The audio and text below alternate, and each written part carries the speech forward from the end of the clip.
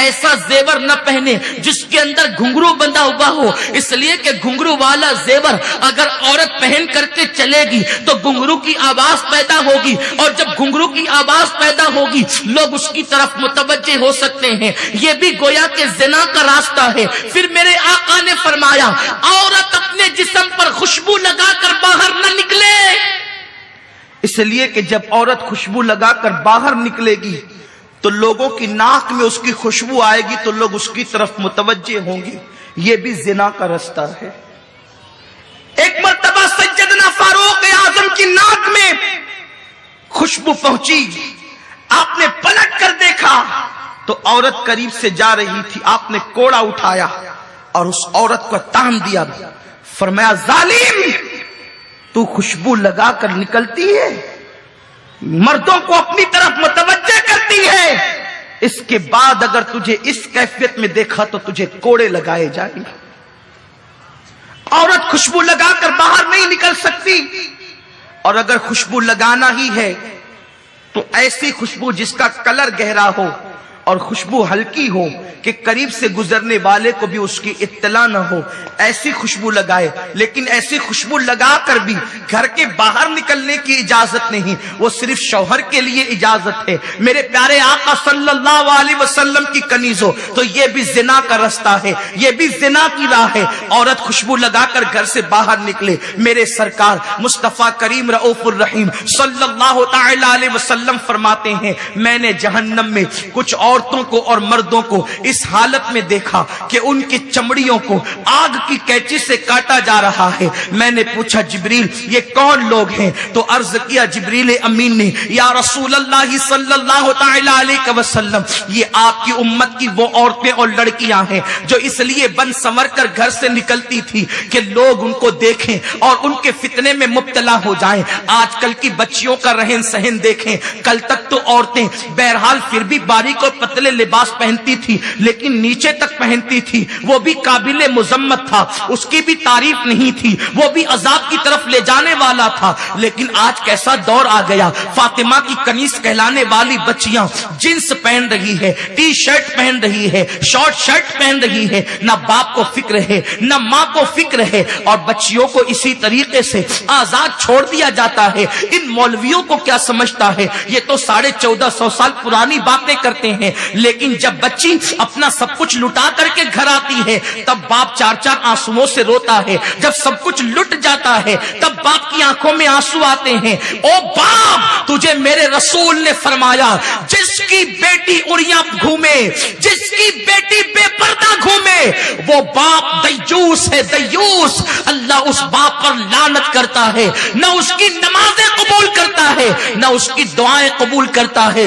جس شوہر کی بیوی بے پردہ گھومے، باریک اور پتلے لباس پہنے، وہ شوہر بھی دیوس ہے، اللہ نہ اس کی دعا قبول کرتا ہے نہ اس کی نمازیں قبول کرتا ہے۔ میرے پیارے آقا علیہ السلام کے پیارے دیوانوں، یہ جنس اور ٹی شرٹ بھی زنا کے رستے پر لے جانے والی چیز تھی، اس لیے کہ جب بالکل جسم سے ٹچ جو ہے جنس دیکھے گا انسان اور ٹی شرٹ دیکھے گا اور یا عورت کو دیکھے گا تو اس کے جذبات بھڑکیں گے اور وہ گناہ کی طرف مائل ہوگا، اس کے قدم اٹھتے چلے جائیں گے۔ میرے پیارے آقا علیہ السلام کے پیارے دیوانوں، یہ لباس بھی کم طوفان نہیں مچا رہا تھا، لباس تو طوفان مچا ہی رہا تھا، قیامت بپا ہی کر رہا تھا، معاشرے میں آگ ہی لگا رہا تھا۔ رہی صحیح کسر اب موبائل نے پوری کر دی، فون نے پوری کر دی، انٹرنیٹ نے پوری کر دی۔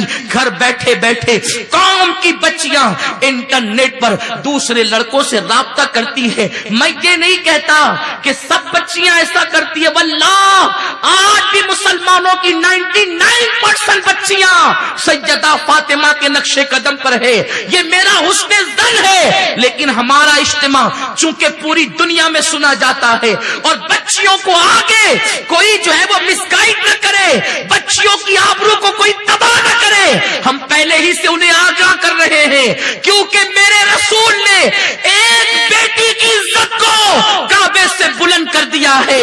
قوم مسلم میں عورت وہ ہے کہ اگر رابعہ حج کو جاتی ہے تو کعبہ استقبال کے لیے چلا آتا ہے۔ رابعہ کہتی ہے اے کعبے تو کیوں چلا آیا، میں تجھے دیکھنے کا دیدار کرنے آئی ہوں, میں تو خدا کا جلوہ دیکھنے آئی ہوں. میرے پیارے آقا صلی اللہ علیہ وسلم کی کنیزوں, عورت وہ ہے حج کو جائے تو کعبہ آ جائے, عورت وہ ہے حج کو جائے تو کعبہ استقبال کے لیے آ جائے. اور صرف استقبال ہی نہیں بلکہ اللہ اکبر, ایک بزرگ فرماتے ہیں میں حج کے لیے نکلا, اس شان سے نکلا ہر قدم پر 2 رکعت نماز پڑھوں گا. میری قوم کی بچیوں, عورت کیا ہے دیکھو, عورت کا مقام جانو, عورت کا مرتبہ جانو, عورت اللہ سے ڈرنے والی بن جائے, عورت پاک دامن بن جائے, عورت متقی بن جائے, اس کا مرتبہ کیا ہو جاتا ہے. بزرگ فرماتے ہیں میں اس شان سے نکلا ہر قدم پر 2 رکعت پڑھوں گا, ہر قدم پر 2 رکعت پڑھوں گا. ایسا بھی کوئی حاجی تم نے دیکھا ہے جو ہر قدم پر 2 رکعت پڑھتے جائے؟ فرماتے ہیں جب مطاف کعبہ میں پہنچا تو غلاف کعبہ لٹکا تھا, کعبہ غائب تھا. لوگوں کی نظریں دیکھ نہیں پا رہی تھی کہ غلاف کعبہ نہیں ہے. میں نے پوچھا اللہ کعبہ گیا کہاں؟ تو ندا آئی میرے بندے کعبہ رابعہ کا طواف کرنے کے لیے گیا ہے. رابعہ کبھی وہ ہے کہ حج کو جائے تو کعبہ استقبال کو آئے, اور نہ جائے تو رابعہ کا طواف کرنے آئے. یہ رابعہ کون ہے؟ رنگ کالا ہے, قد ناٹا ہے, پیوندار کپڑے ہیں, لیکن راتوں کو سوتی نہیں, اللہ کی عبادت کرتی ہے. اور یہاں حال کیا ہے, قوم کی بچیاں نیٹ پر, انٹرنیٹ پر, مسلم بچیاں بیٹھ کر دوسروں کو نکاح کی دعوت دے رہی ہے, موبائل پر لمبی لمبی گفتگو, اور یہ سارے خرافات سیریل سکھا رہے ہیں.